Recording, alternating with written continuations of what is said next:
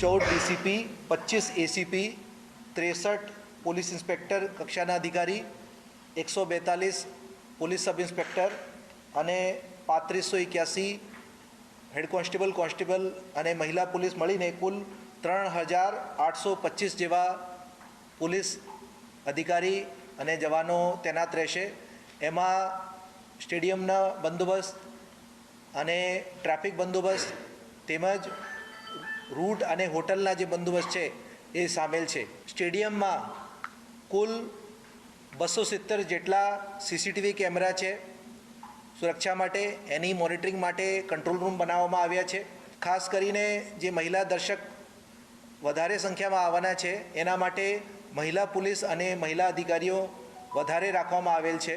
2 વાગે સ્ટેડિયમના ગેટ દર્શકો માટે ખોલવામાં આવશે અને જે કોન્સર્ટ છે એ 5:15 વાગે ચાલુ થશે અને રાત્રે 10 વાગે એ પૂરું થશે. એ ટિકિટ છે એમાં જે સ્કેન બારકોડથી જે સ્કેન થવાનું છે, જ્યારે જેન્યુઇન ટિકિટ હશે ત્યારે જ એ સ્કેન થશે અને જે ટિકિટ છે એમાં ઘણા બધા સેફ્ટી ફીચર છે જેથી આ ટિકિટની કોઈ કોપી નહીં કરી શકે.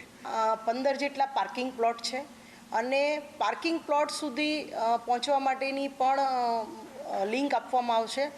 સો માય પાર્કિંગ જે એપ છે એના દ્વારા પાર્કિંગ સ્લોટ બુક કરાવવાથી સીધા એ પાર્કિંગ પ્લોટ ઉપર જવાશે. મેટ્રો ટ્રેન દ્વારા પણ એની ફ્રિકવન્સી વધારવામાં આવી છે અને લગભગ દર 7 મિનિટે મેટ્રો ટ્રેન પણ ત્યાં સ્ટેડિયમના ગેટ સુધી આવશે અને એની ફ્રિકવન્સી પબ્લિકના ધસારા ઉપર સતત વધારવામાં આવશે. એ જ પ્રમાણે બીઆરટીએસ અને એએમટીએસની પણ ફ્રિકવન્સી વધારવામાં આવી છે. કદાચ એરપોર્ટ કે ત્યાંથી ઓલા ઉબર કરીને આવનાર જે પ્રેક્ષકો છે એમના માટે પણ આપણે સાબરમતી મેટ્રો સ્ટેશન છે ત્યાં ડ્રોપ પિકઅપ પોઈન્ટ છે અને આ બાજુ 4D મોલ વિસદથી ગાંધીનગર તપોવન રોડ ઉપર 4D મોલ છે ત્યાં પણ પિકઅપ ને ડ્રોપ કરી શકાશે ઉબર ઓલાનો જો ઉપયોગ કરતા હશે તો. જનપથ ટીથી મોટેરા ટી સુધીનો જે માર્ગ છે એ તારીખ 25 અને 26 બપોરે 12 વાગ્યા પછી ઇવેન્ટ પૂરી થાય ત્યાં સુધી બંધ રાખવામાં આવશે વ્હીકલો માટે.